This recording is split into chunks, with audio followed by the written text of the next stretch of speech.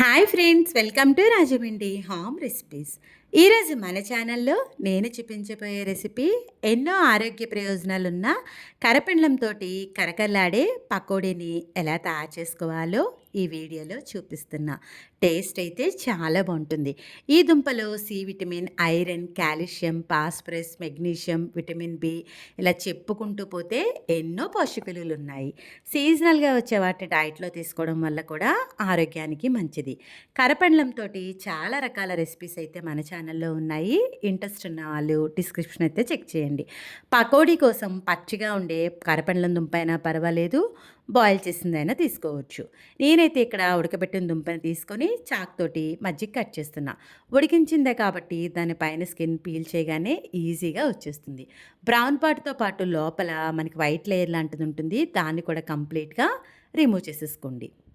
ఇలా దుంపపై ఉన్న స్కిన్ అంతా కూడా పీల్ చేసేసుకోండి. ఒకవేళ మీరు పచ్చి దుంప తీసుకున్నట్టయితే కనుక పీలర్ తోటి దానిపైన ఉన్న స్కిన్ అంతా కూడా పీల్ చేసేసుకోవాలి. ఇలా పీల్ చేసుకున్న తర్వాత దీన్ని చాక్తోటి ముక్కలుగా కట్ చేసుకోండి. ఉడకబెట్టిందైనా పచ్చిదైనా సరే, పచ్చిదైనా ఇలా ముక్కలుగా కట్ చేసేసుకోవాలి. ఇది మనకి చేతితోటి మెత్తగా మ్యాష్ అవుతుంది కాబట్టి ఇలా ముక్కలుగా కట్ చేసుకున్న దుంప ముక్కలన్నీ కూడా మిక్సీ జార్లో వేసుకొని పల్సిస్తూ గ్రైండ్ చేయండి. ఈ విధంగా కోర్స్గా గ్రైండ్ చేస్తే మన పేస్ట్లా తయారవుతుంది. మిక్సింగ్ బౌల్ తీసుకుని గ్రైండ్ చేసి పెట్టుకున్న ఈ పేస్ట్ని అయితే వేసేసుకోండి. దీంట్లోకి బాగా సన్నగా కట్ చేసి పెట్టుకున్న పచ్చిమిర్చి ముక్కలు వేసుకోవాలి. సన్నగా కట్ చేసి పెట్టుకున్న ఉల్లిపాయ ముక్కలు కూడా వేసుకోండి. ఈ పకోడీ కాస్త మసాలా తగిలితే బాగుంటుంది కాబట్టి 1 స్పూన్ దాకా అల్లం వెల్లుల్లి పేస్ట్ని కూడా వేస్తున్నా. 3 టేబుల్ స్పూన్స్ దాకా శనగపిండి వేస్తున్నా. మీరు కావాలంటే 4 టేబుల్ స్పూన్స్ కూడా వేసుకోవచ్చు. 1 టేబుల్ స్పూన్ దాకా బియ్యపిండిని వేసుకోండి.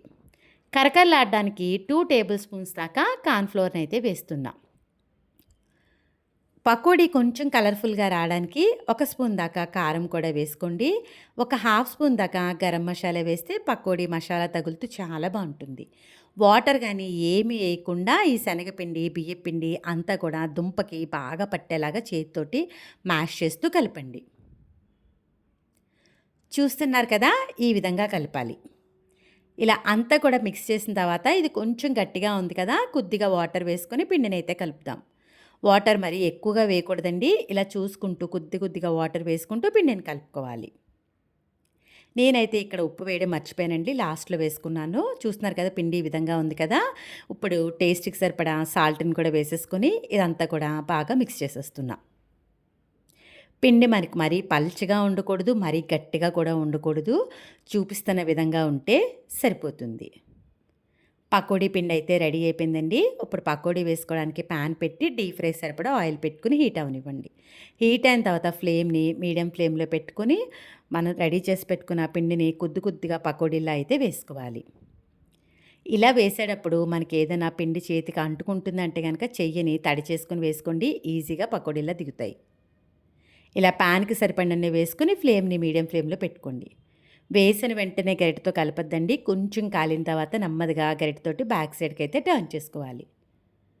మీడియం ఫ్లేమ్లో పెట్టుకుని అటు ఇటు తిప్పుతూ 2 సైడ్స్ కూడా గోల్డెన్ కలర్ వచ్చే వరకు ఫ్రై చేసుకోండి. ఈ రెసిపీని మీరు ట్రై చేస్తే ఇంట్లో ఎప్పుడు కరపెండ్లం ఉన్నా కూడా ఇలా పకోడీయే చేసుకుంటారు, అంత టేస్ట్ అయితే ఉంటుంది. ఇలా 2 సైడ్స్ గోల్డెన్ కలర్ వచ్చిన తర్వాత ఇలా స్ట్రైనర్లోకి తీసేసి 1 సెకండ్ పాటు పక్కన ఉంచేస్తే ఎక్సెస్ ఆయిల్ అంతా కూడా పోతుంది. ఈ పకోడీ ఆయిల్ కూడా పీల్చకుండా కరకరలాడితే చాలా బాగుంటుంది. చూస్తున్నారు కదా, పకోడీ రెడీ అయిపోయింది కదా. అదే ప్యాన్లోకి మిగిలిన పిండిని ఇలా చెయ్యిని తడి చేసుకుంటూ కొద్దిగా పిండిని పకోడీల్లో వేసేసుకొని ఫ్లేమ్ని మీడియం ఫ్లేమ్లో పెట్టుకుని 2 సైడ్స్ కూడా గోల్డెన్ కలర్ వచ్చే వరకు ఫ్రై చేసుకోవాలి. కరపెండ్లంతో పకోడీ తయారు చేసుకోవడం ఇంత ఈజీయా అనిపించింది కదా. వీడియో నచ్చిందా? అయితే ఒక్క లైక్ ఇవ్వండి. మీరు ఇచ్చే లైక్ వల్ల మన వీడియో ఇలాంటి మరికొంతమందికి అయితే చేరుతుంది. ఇంకెందుకు ఆలస్యం, ఈ కరకరలాడే పకోడీని మీరు కూడా ట్రై చేసి ఎలా వచ్చిందనేది మీ అమూల్యమైన ఫీడ్బ్యాక్ని మట్టుకు నా కామెంట్ సెక్షన్లో తెలియజేయడం మర్చిపోవద్దు. మీ అందరికీ నా వీడియో నచ్చిందనే అనుకుంటున్నా. Thanks for watching my video. Please like, comment, share, subscribe my channel.